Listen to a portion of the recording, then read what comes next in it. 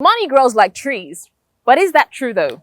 Have you ever heard the saying, tough times create strong men create easy times create weak men, and weak men create tough times? Well, it's a mouthful. But what it basically means is that our ancestors were faced with certain hardships and challenges that made them work so hard to make life easier for the next generation. And now, with the next generation, there is a possibility that because of the ease and the lack of obstacles, they probably would exhaust the wealth before the next generation comes, putting the next generation in serious danger. Today on Fafanwa Africa, we will be talking about generational wealth transfer. We want to find out, why do the youths of these days feel the need to spend so lavishly without considering the interests of the next generation? Because if the ancestors did that, then we probably have been in deep trouble. We are live at Western Delta University, and we will be having this conversation with two of the students to find out what they think about generational wealth transfer. Do they believe in working hard for their own money, or would they rather inherit money from their ancestors? I'm Blessings Musugu, your host on the show. So sit tight, relax, and get ready for a roller coaster of interesting conversations.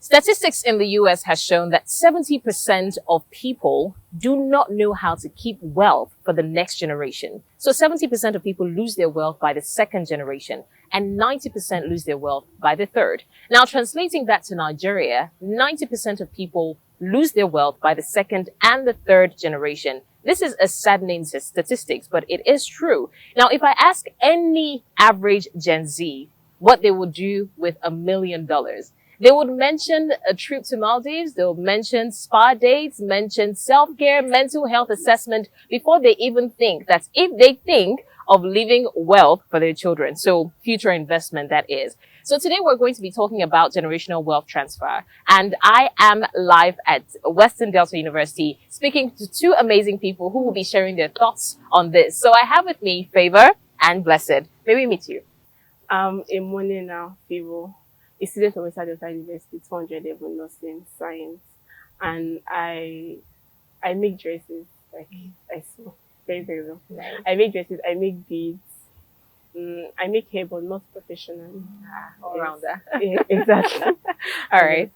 My name is Agbanga Kenneth Blessed. I'm a 200 level law student of Western Delta University. I'm a mobile photographer. I take pictures with my phone. I'm a decorator. I decorate for events, outdoor events, and I am a professional gele artist. Okay, great. So let's get to the conversation. And I'm going to start off by asking, is money important to you? Yes, no. Definitely. Okay, so if I were to ask you, would you prefer to work for your own money, or would you prefer to inherit your parents' wealth? I work for my money. You prefer to work for your money? Yes. So you don't want to... No, I'll collect from them too, but then again, I'll still work for my money. So it's sweeter to work for your money? Yes. That's what you think. How about you? I'll inherit. You rather just leave the the... I love it. Yeah. Okay, so if I were to ask you on a scale of 1 to 10, how important is leaving wealth for your children to you? Do you think that it's important for your children to work for their own money, or would you rather just consider them and work for them? And if you're to work to keep money for them, to what extent? Is it that you'll be saving 90% of your money, or how? Personally, I think that should be genuinely easy for everybody. So if as a Gen Z, I want to spend my parents' money, so I think my children should be able to afford that kind of luxury that I want for myself.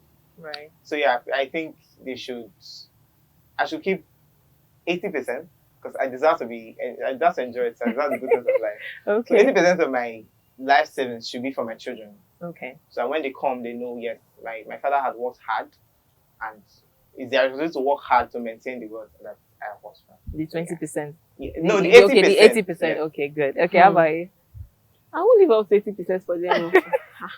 What am I supposed to enjoy? I'll leave like 60% for them. Because me too, I'll eat now. I'll Maybe still get live life. my life. So if I live like city is there for them, it's there for them to upgrade it now with their own hard work and own savings. Okay. Well, at least it's fair enough that people are even considering living well for the future. Because let's be honest, we've seen people who do not exactly even care about their own future investment, not to talk of their children's future. And that's going to lead me to my next question, because I want us to find out why the youths feel the need to spend so much. Because we've seen this age and time. I saw a very young person, and that was when I was young. So someone younger, I mean, I'm still young, but when I was younger, someone younger than me was using a phone that at that time I could only dream of affording. And I was just asking myself, and we were inside a bus together. So I was asking myself, how did this person afford this kind of gadget? And even if they got it as a gift, why this particular gadget? Why not just get something that is, yes, that is within your reach? Why do you think that we as youths feel that need to always spend money and, you know, show off wealth? I feel like it's peer pressure. Okay. Like, because my friend is doing this, okay, me just to just keep up with it's peer pressure most of the time. More than 90% of the time, it's peer pressure. But apart from peer pressure, I feel like this whole social media lifestyle that I see other people live, they just want to live up to that lifestyle. Like, even though they know within themselves that they are not capable of doing those kind of things, but they just want to do it. So some of them tend to even go the extra mile to do things that they're not supposed to do, to just obtain this wealth, to just show off most times. And most of them live with this social media validation from people, so that they'll see that I'm living large and something. Yeah. So most of them is just peer pressure, basically. Okay. Do you agree with that? That it's peer pressure? Yeah, not okay. Let's say not entirely. 100%. Okay. But not peer pressure. But I agree with social media, influence of social media, because I mean, that's where most of us spend our time. Personally, I am on my phone. Let's not say 247, but most of the time I'm on my phone. I'm always. She said 247. Yeah, what 247? They've Stop cast lying. you. But yeah, I'm always active on my social media. So I feel like most of the things we see, they want to make you feel like it's not less of yourself. They want to just make you feel like you're not doing enough for yourself. You want to be like what you see, people you see, things they are doing. Your brain might have enough to take care of you or your siblings, or they might be able to meet your needs. But those extravagant things that you feel like, everybody on social media is having and you don't have, that's where they need to show. Yes, to show off. And then you see that, this person is showing off this or is buying this, and everybody's applauding the person. They hot, you are. So you want to do yours, and so that everybody still look at it like, you are not backward. You are still a Gen Z, and you are living the life. So can we blame technology for this? Because there was a time that Christmas clothes was every December. We probably didn't even get a new dress until December 23rd or 20th or something. And we're always looking forward to that. And then getting a phone is maybe when you finish your SS3 or maybe done with uni. When you're done with uni. Yes. Exactly. So some of these things were luxury that we looked forward to. But now every young person, in fact, a 16-year-old can just get bored and go get the latest iPhone and shop from the latest brands. and then it's on their stories like, I just gifted myself because my mental health, because I'm stressed at work. The Monday is not mundane, so I thought to go shopping. So can we blame technology for that? Yes. Do we think that we wouldn't do as much if there was no one to show off to? Yes. You think so? Yes. I don't really agree. Okay. How? You still feel the need to show off? The world's evolving Mm-hmm. as much as. But the difference is that I think then, maybe in the age of our parents, the show off was majorly between adults. Because then they buy cars, your friend is buying, you want to drive, you are driving. But now that it is we Gen Zs and the young people, and I think there's more, how would I put it? The young people are making their own money too, as much as I want to put it that way. Yeah. So they have the luxury of affording the things That they want. they want for themselves, even the ones that don't have parents to afford those certain things. So yeah, I don't think social media is entirely, or technology is entirely at fault here. Okay. So speaking of showing off, our parents showing off, would we also say that we can blame it on parental factor? Because these days we see a lot of, let me say, Gen Z parents, and even parents that are not Gen Z, they don't, and it is from their own very innocent mind. They want their children's best interests at heart. So when you see let's say your church members' children holding tabs or iPhone 14, you're like, if this one is, I don't want my child to be intimidated. My child needs to be confident. My child needs to be able to stand and be equal to their mates. So they also go ahead and get these things that are probably not necessary for the children. But at the same time, they, while feeling like they want the children to belong, they're sort of making the children, like building that mindset that the children can get whatever they want. They can afford whatever luxury. Yeah. I mean, if a 16-year-old is using iPhone 14 at that age, then at 20-something is iPhone 20-something. So can we blame it also on the parental factor? Yes.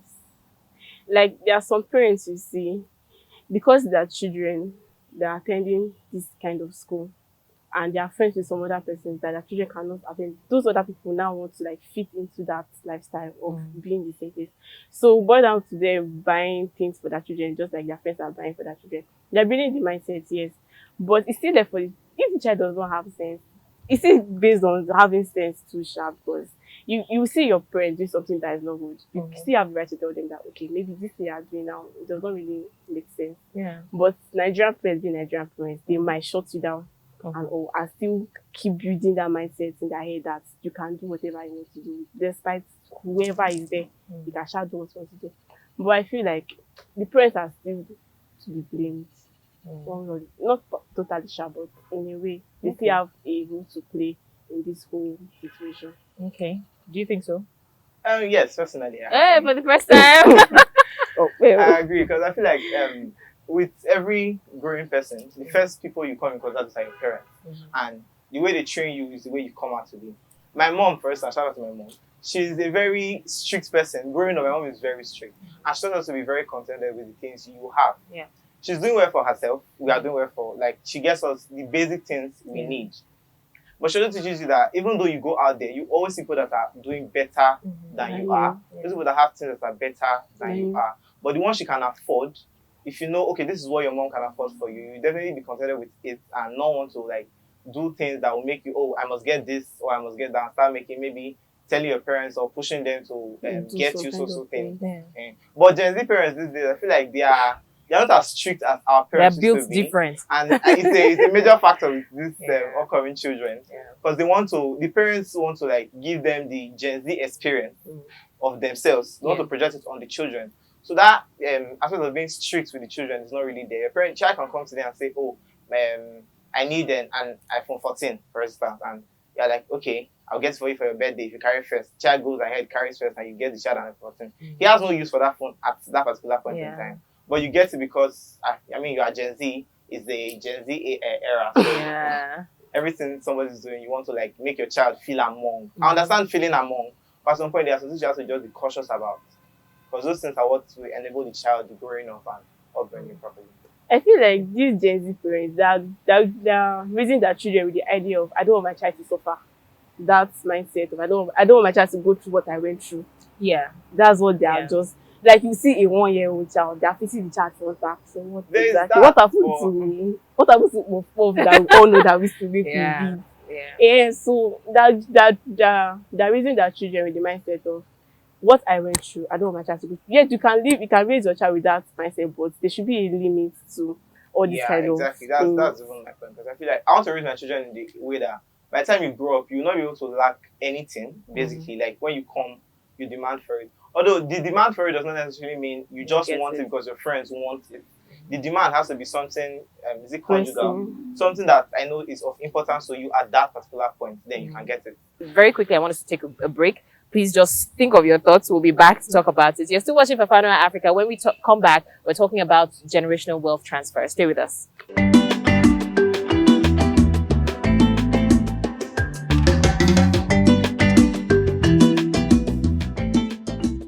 From the hills of the Southeast Africa, reporting coverage on the ground, exclusive reports, and the latest news, all right here. We speak to the people live, get their perspectives on the latest news, the happenings, and the trends. I am Wongani Siziba, live from Johannesburg, South Africa. This is News Central.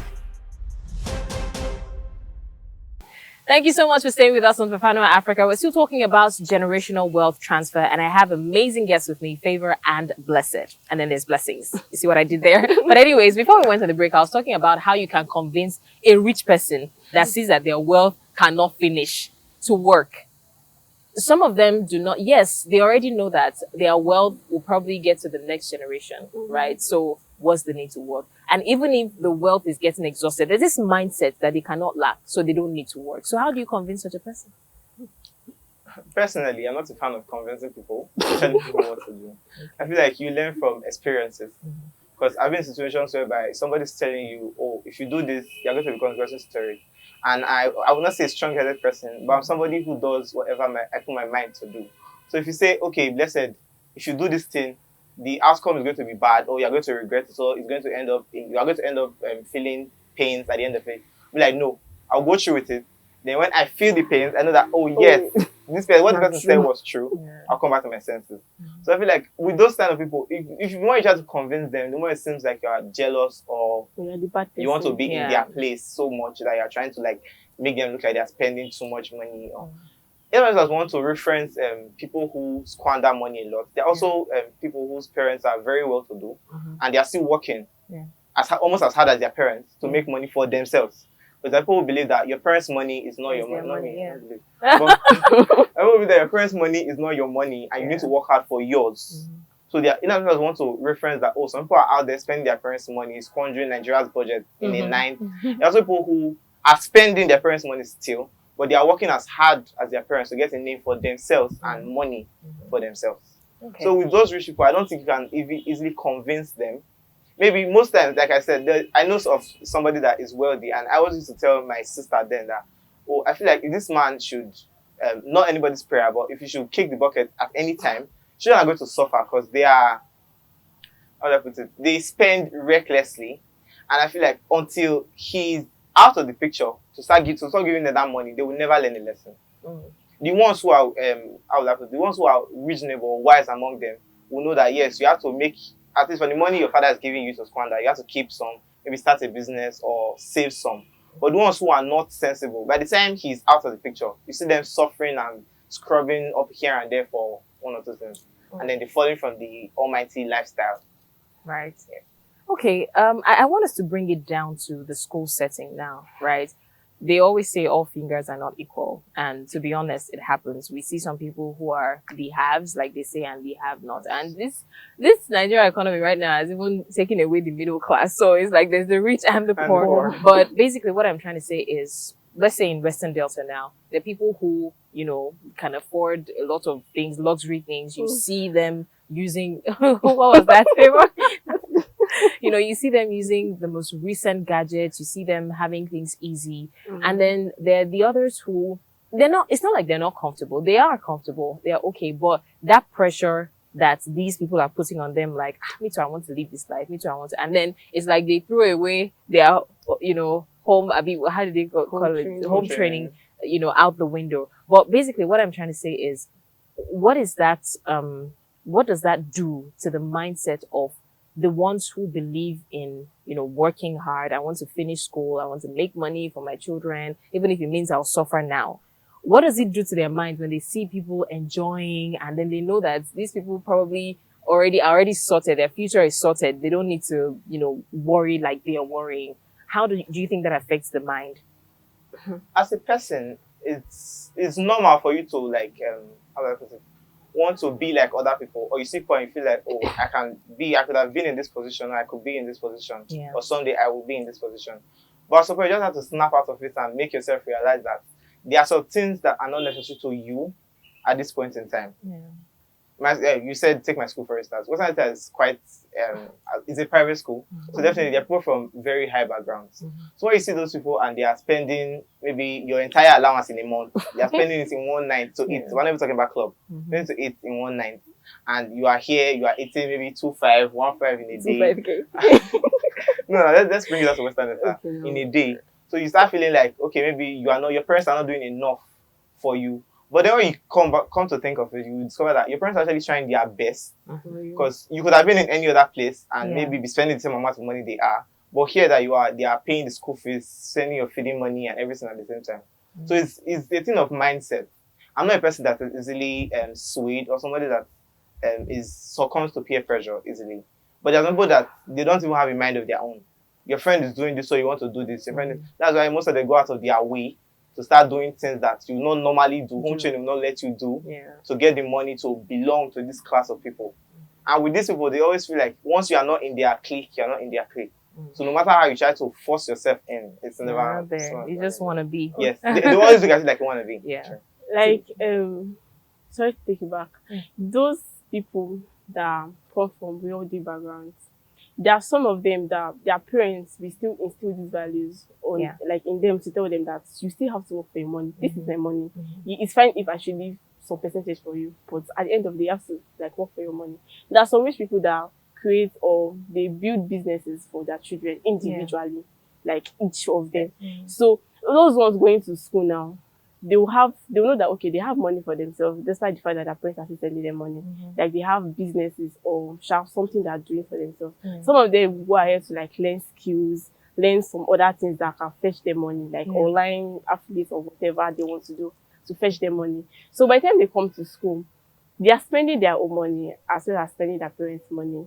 And those other people that are just comfortable, that their parents can just provide their basic needs now, it's left for those ones now to learn something that can fetch them money apart from the money that their parents are sending to them. Like a skill that is very, very profitable in a school environment. For example, now people that do makeup, people that tie gele, people that know how to sew clothes, like if they come to school, they can also use those money now that are getting from these small businesses to like cope with the lifestyle that they tend to want to That's why I said it still boils down to the parents. Because as a mother growing up, my mom was the person that would tell you to always learn a skill.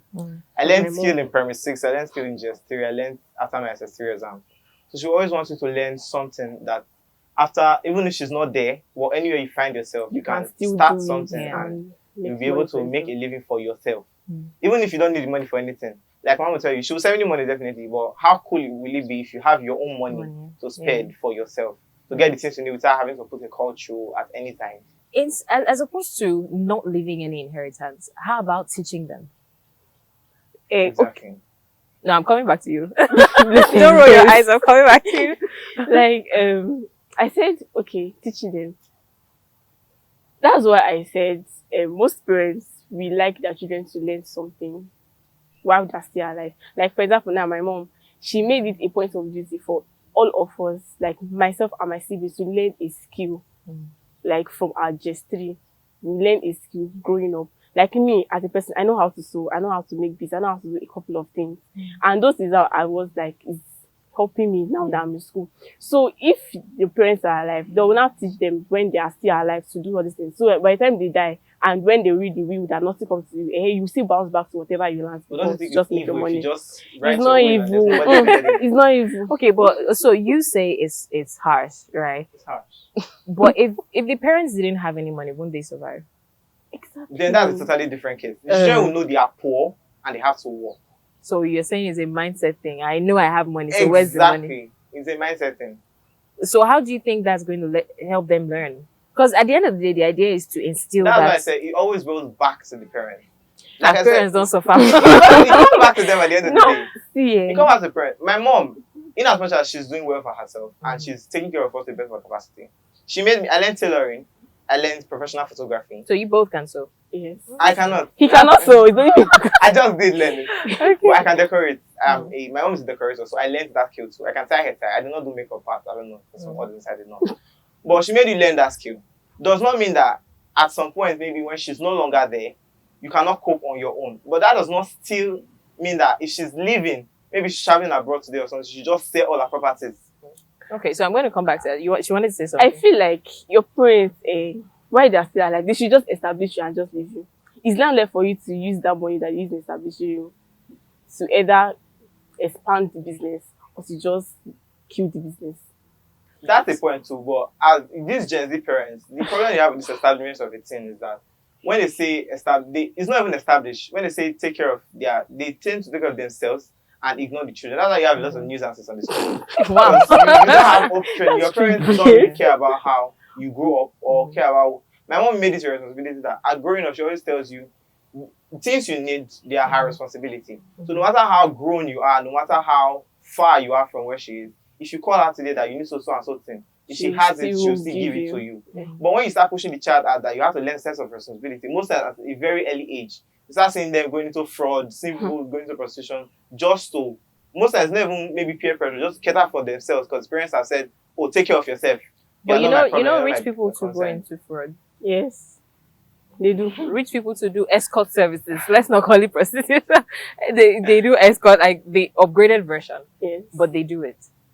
They do. So my next question is going to be, what do you think are the risks of relying on inherited wealth?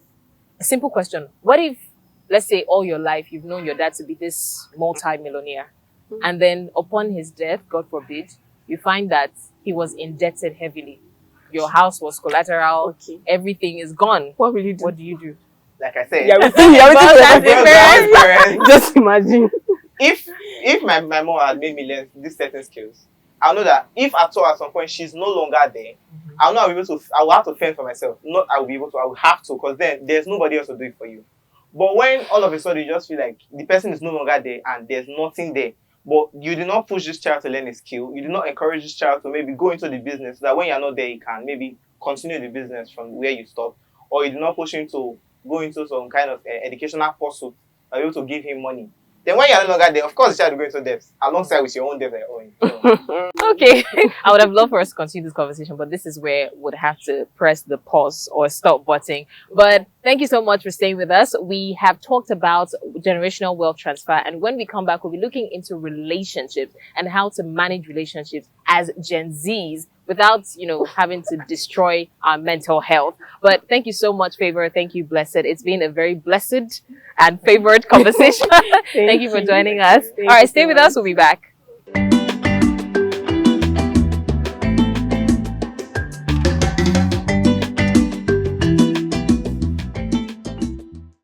I have with me two amazing students of the Western Delta University right here in Ogara, Delta State. On my right is Jemima, and on my left is Japheth. May we know you? My name is Igemu Evuogenene Jemima. I'm a mass communication student of Western Delta University, 200 level to be precise. Great. Japheth? Okay, I am Japheth Goswi Oganeshauko, and I am a law student 200 level, Western Delta University. I like the similarities in your name. Jemima, Japheth, Ogene is there. But anyways, let's talk about friendships and navigating friendship. I know that you must have had friends at a point in your life. Do you have friends? Few, I can. Very few. Yeah, very few. You look like it. Do you have friends though? Yeah, I do. Okay, so what do you define as friendship? Let's start from that. Japheth. Okay, I see friendship as something that involves sacrifice. Friendship is sacrificial, and friendship cost. So in order to be in a friendship, you must be ready to sacrifice one thing or the other, at least even at the expense of your own convenience. Yeah. So that's what I define friendship. Friendship is a relationship between two parties that is sacrificial. Yeah, so that's Okay. my own view How about about you, friendship. Jemima? Well, personally, I think friendship is having a cordial relationship with somebody and being able to always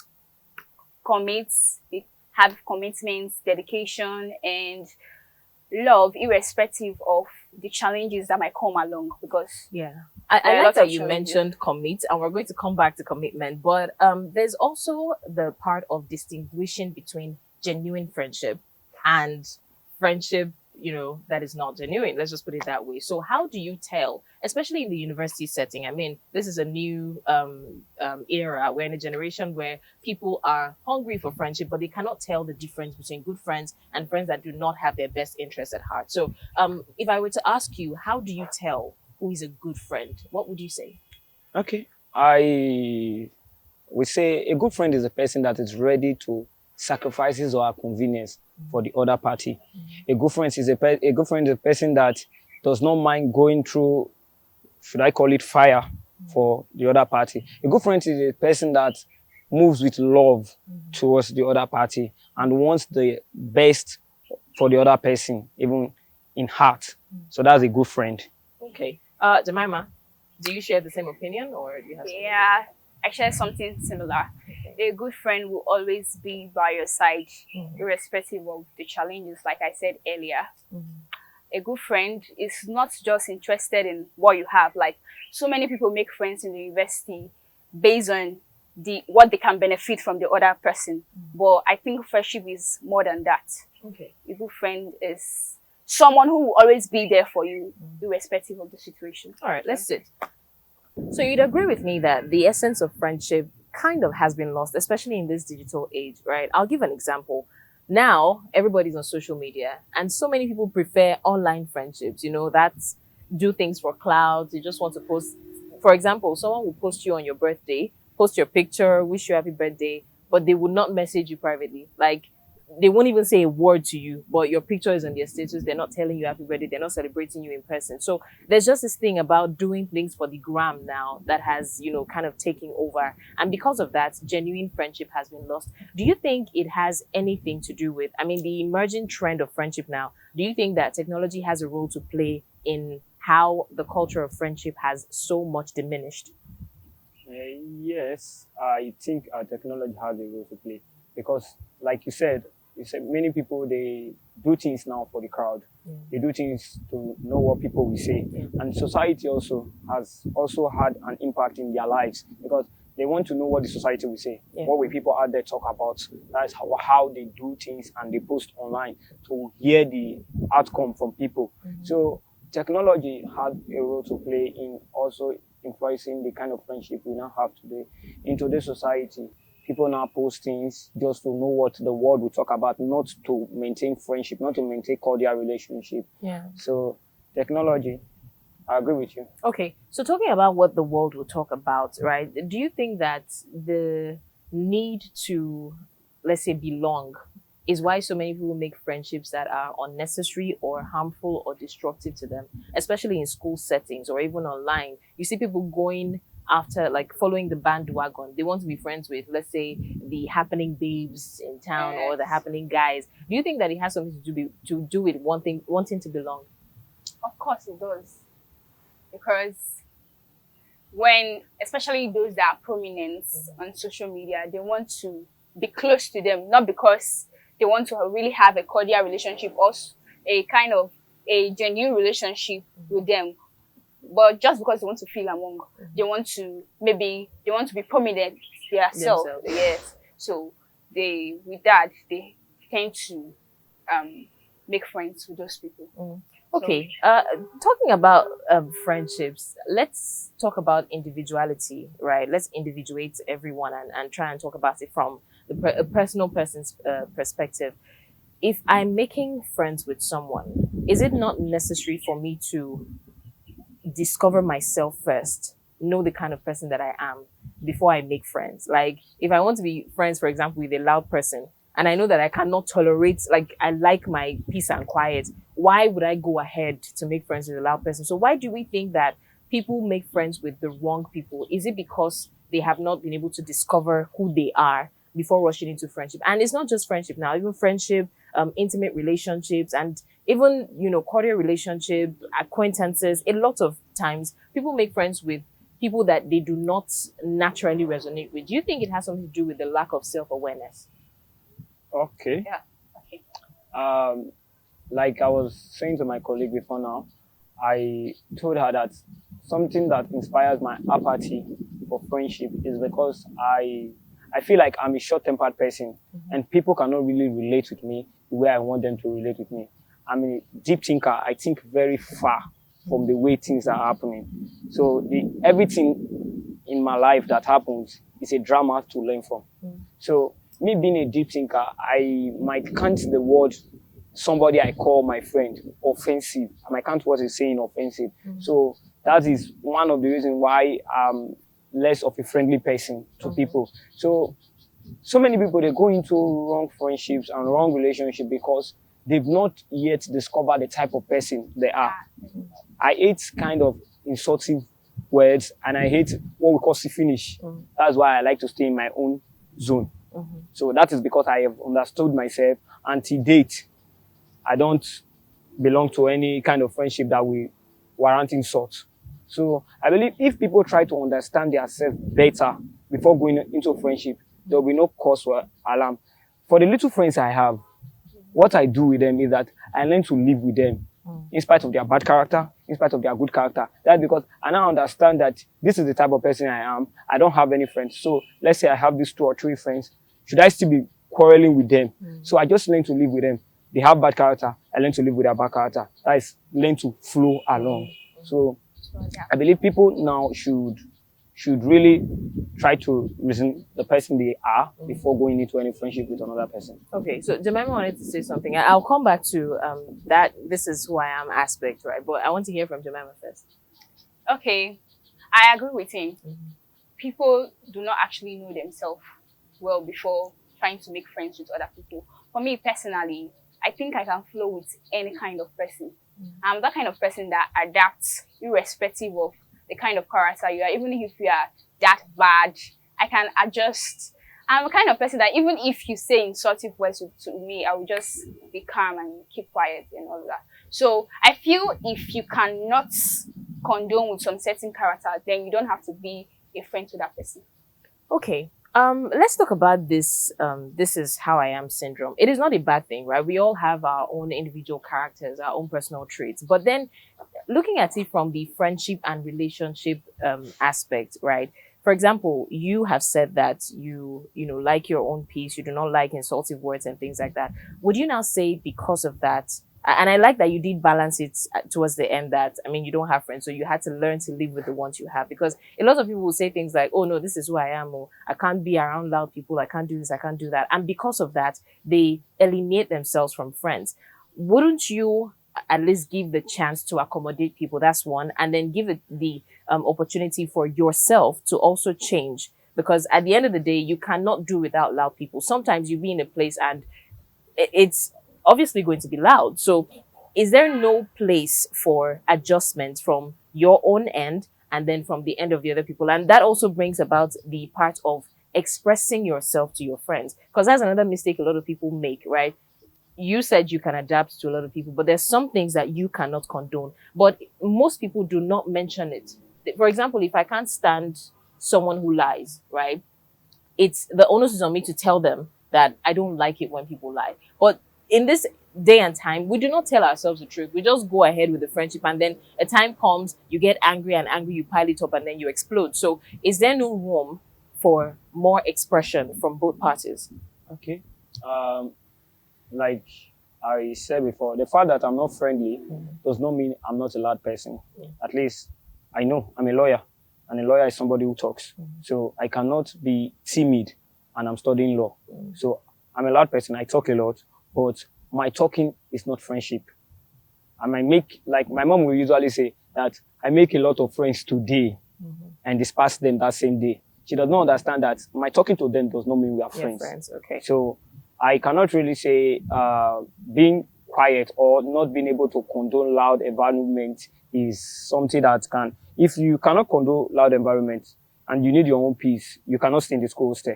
Yeah, the school hostel is a very loud place. Like I said before, I have learned to live with people the way they are. Even my roommates, sometimes their attitude might be very pissing.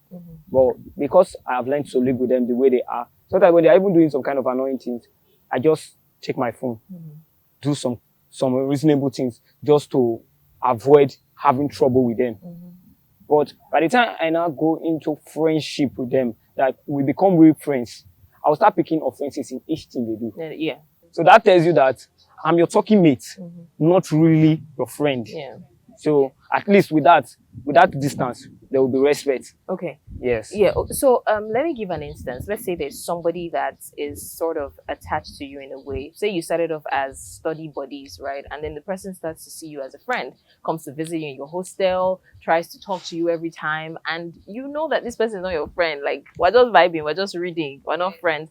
How do you tell that person off without being insultive? Because at the end of the day, you have to be able to stand for yourself, except of course you're like Japheth, who can go ahead with the flow. But some people are not comfortable, and that's what makes people hate others. Like it leads to hatred in a way, because I see you coming from afar, I want to run away because I'm not confident enough to tell you, guy, you're not my friend, we just read together. So how do you let that person know that you're not friends? Personally, I don't think I can tell the person. Why? I would just, the way I act, you will know that I'm not interested in you. And I think at some point you stop bothering me. So I think I have a problem with the fact that especially now with our generation, we're no longer as confident as before. Because I know that the right thing to do is to sit the person down, although not trying to be rude, but like just tell the person, we're not friends, right? We don't vibe like that. I don't think we're friends. But these days, you notice a lot of people, you just string along until one day they just ghost you. That's the word. And I would prefer like a verbal confrontation. Yes, just say it as it is. So why do you think that we're no longer as confident to speak up? Because a lot of people, right, have accommodated so many friendships, so many intimate relationships because they cannot say no. Why do we have that challenge as youths? Okay. Like me, for my person, I will not talk to you if you're not my friend. Like, if I don't want to, like, start relating with you. But you said you go with the flow. Listen, Okay. what I meant is that I'm this type of person, like, I don't talk to dark girls. Like, really dark girls. Yes. Let's go. Dark girls. And she was once my departmental. She was once my departmental. So are you just talking to her for the first time? No, it's not like I'm just talking to her. When I say I don't talk to her, Oh, is that why you're not looking at me? she knows. No, that's not it. She knows I don't relate with her that much. Okay. And most times, if I want to talk to her, she know right in front of her. I will tell her, I'm always like, you're a bad person. You're a bad person. You're a bad person. Why? That was my type of person. And if I'm not going to, like, if I'm going to feel uncomfortable with talking with you first, you know, every friendship starts from the basis of talking. So if I'm going to feel uncomfortable from talking with you at first, I won't talk with you at all. Even when you try to bring friendship, the way I respond or the way I react to that talking, you alone, you'll be confused. Like, this person is not who wants to talk to me. Right. So when I say I don't talk to dark people, that does not mean you will say hi as a dark person. I will not say, don't say hi. No, Okay. I will say hi. Okay. But I can never be like, you see me, I will go and ask a dark girl for number. Okay, so Jemima, no vex, right? So what you're talking about is like for a relationship. Not really for a relationship, or friendship You can't generally. be friends with a dark girl. Dark I'm people. sorry. Well, let's trash this out. Why? Is there something that happened with a dark girl, or I don't know. there has to be a reason? I don't know. That's just been my person right from time. Okay. That's how I grew up. I'm not a friend of anybody. Like, I don't even relate. Okay. Right from home. Okay. There was a day somebody came to look for me at home, and the person was my classmate, primary school classmate, and he introduced himself as my friend. My dad beat me that day. I was like, you want to, today now he has come to your house and tomorrow you go to his house. And you see, that kind of experience and all of that, I was just this type of person that I was caged initially. But until I began to attain puberty and began to explore like some of my attitudes before they gave me my, but before then, my idol character has already become part of me. Yeah. Okay. So I think we see where this is coming from, right? And I'm going to come to you, but and I'm glad that you mentioned that because that's also in my line of questioning.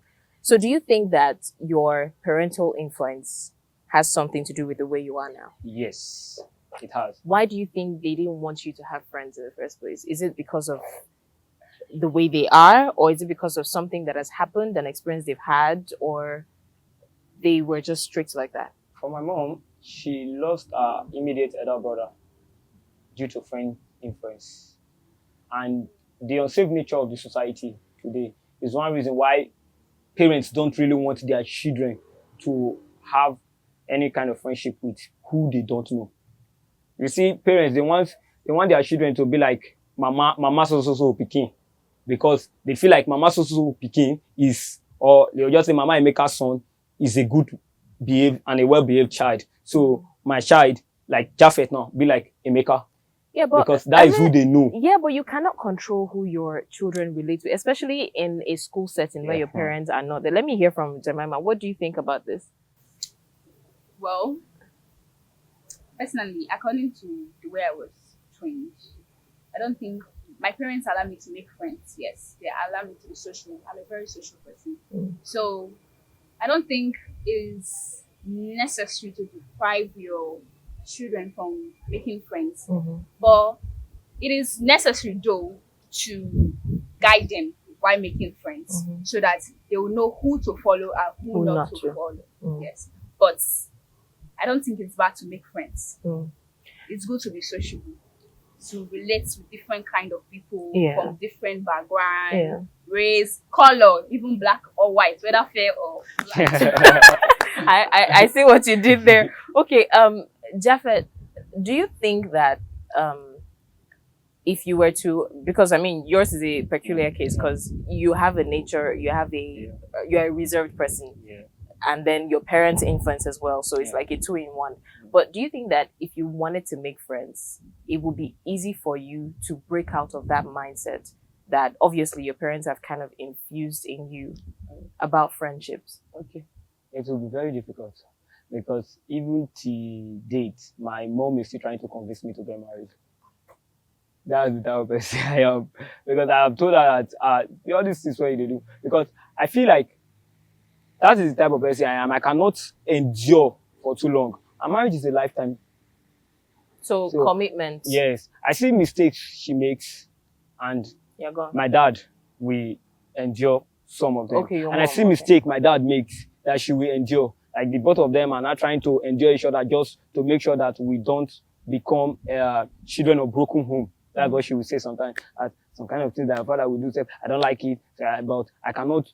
This family cannot be broken because of you, because of your future. I really appreciate her for that, and I really appreciate my dad for that. But me, I cannot you endure can't that. do it.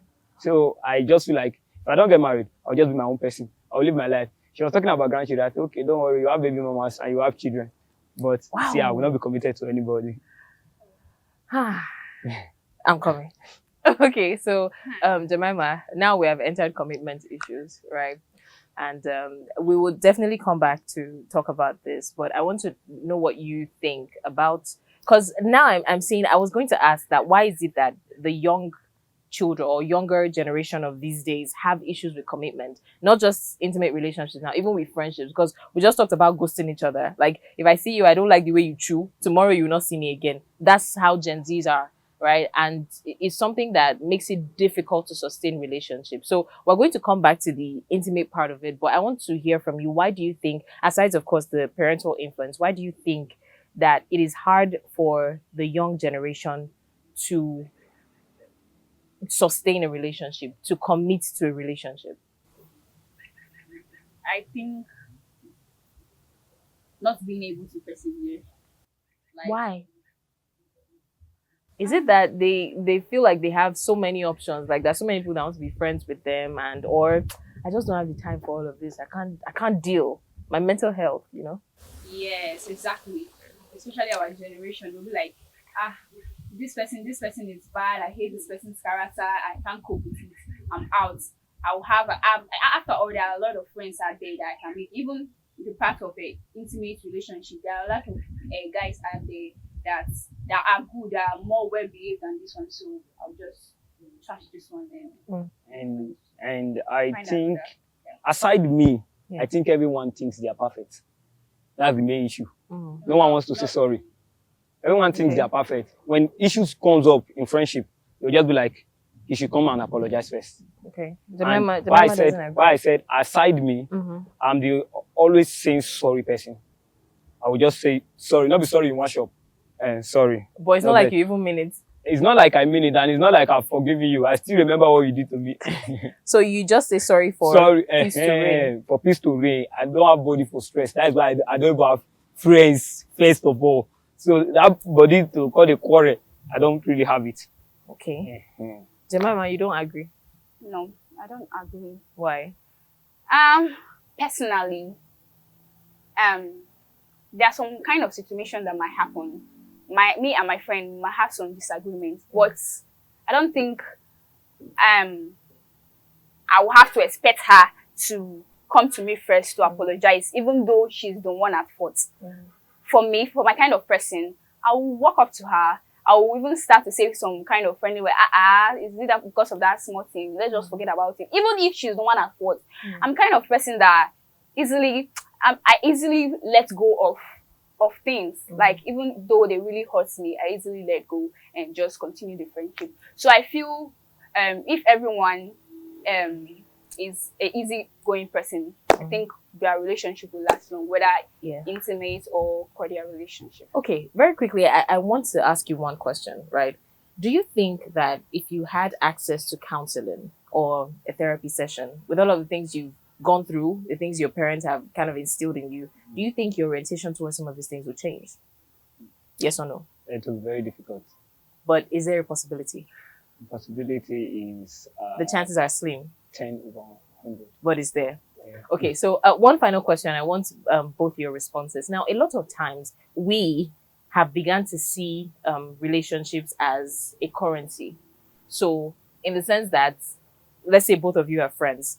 You are friends with expectation. You are coming with the expectation that if you need something from him, he's there. If you need something from her, she's there. And it boils down to money, time, attention. Sometimes people make friends because they're like, no, this one, if I get into police trouble, I can call him. And that's a kind of wrong orientation. So I'm going to ask what you both feel about it. I'll start with you. Okay, like I said, in defining what friendship is, I said it's sacrificial. So you cannot be friends with anybody on neutral grounds. You must have one to sacrifice one thing or the other for that person. So I cannot say someone is a friend with me just because he wants to be a friend with me. He or she must have seen something in me that has made he or she to become friends with me. So he wanting what he saw, like even if it's my reading ability, he wants me to teach he or she. No issue. At least that is what you saw that captivated you to become friends with me. So friendship is sacrificial. So friendship being a currency, it's okay. Get, but the give. issue is some get, And but they don't want to give. Okay, so it's not reciprocal. Yeah, Okay. that's where that's where there is issue in friendship when it's not reciprocal. Okay. How about you? Friendship involves commitment, and as such, we tend to benefit from each other. Yes, financially, emotionally, mentally. So I feel if you are friends with someone, the person will be able to help you when you are in need. Okay, so we both agree that giving and getting in friendship is not wrong. It's the giving and not getting that is the problem. So Yes. friendship should be Not- reciprocal. Yes. All right. Jemima and Japheth, it's been very interesting. It's been an amazing session. Thank you so much for joining us.